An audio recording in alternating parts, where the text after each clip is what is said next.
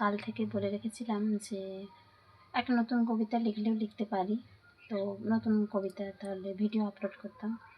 কিন্তু ব্যাপারটা কী জানেন তো, যখন দেখি যে ভারত মাতার এই যে স্বাধীনতা দিবস উদযাপন হয়, ভারত মাতাও তো একজন নারী, তাই না? প্রকৃতিও নারী, সবাই নারী। তাহলে যে জায়গায় ভারত মাতাকে নিয়ে এত মাতামাতি হয়, কয়েকদিন পর মা দুর্গা আসবেন, তারপর মা কালী, মা লক্ষ্মী, মানে একে একে যাদের পূজা আছে ওনারা সবাই আসবেন, কিন্তু আমাদের রক্ত মাংসে গড়া যে সমস্ত নারী, সেটা হোক একদম বাচ্চা কিংবা একদম বৃদ্ধা, তারা কেন নিস্তার পায় না বলতে পারো? কিছু অমানুষ, কিছু হায়নারূপী, কী বলা যায়, পশুদের হাত থেকে কেন রক্ষা পায় না?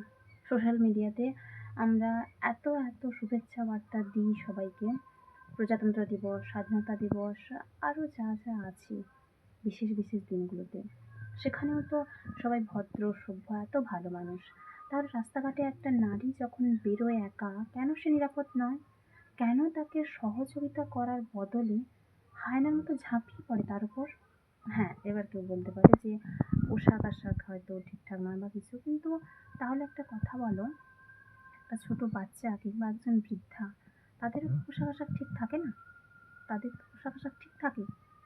কামরূপ মানে যে দানবটা, সেটা এতটাই ভয়াবহতা বেড়ে গেছে এখন যে নারী কোথাও নিরাপদ নয়। বাইরে শুধু বলছি কেন, বাড়িতেও নিরাপদ নয়। কখন কোন বিপদ কোথা থেকে ঝাঁপিয়ে পড়বে কেউ জানে না, তাই না? নারীদের কি আদৌ স্বাধীনতা আছে? আজ 69 বছর, সরি ভুল বললাম, 79 বছর পূর্তি হলো ভারত স্বাধীন হয়েছে। সত্যি কি ভারত স্বাধীন হয়েছে? যেখানে ভারতের নারীরা নিরাপদ নয়, সেখানে কিসের স্বাধীনতা?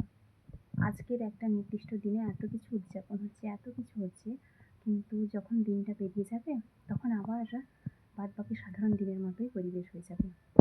এমনকি আগে যেটা দেখতাম যে পতাকাগুলোও তো রাস্তায় পড়ে থাকতো। হ্যাঁ, যেটা গত বছর বা তার আগের বছর থেকে দেখছি যে ওইটার ব্যাপারে মানুষ একটু সচেতন হয়েছে, রাস্তায় ওভাবে ফেলে রাখে না।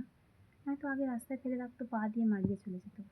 তাহলে একদিনের জন্যই কি শুধু এত আয়োজন? একদিনের জন্যই কি শুধু এত মাতামাতি, এত কিছু? তা তো নয়। এই একদিনের মাতামাতির জন্য তো এত বীর সন্তান প্রাণত্যাগ করেনি। মানুষ কেন ভুলে যায় এটা?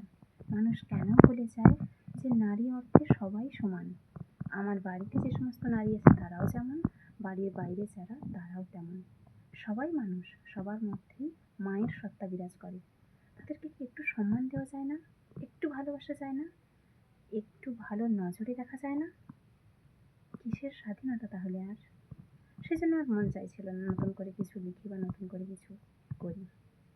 চারিদিকে যে সমস্ত ঘটনা দেখি প্রত্যেক দিন, তারপরে আর ইচ্ছেই জাগে না।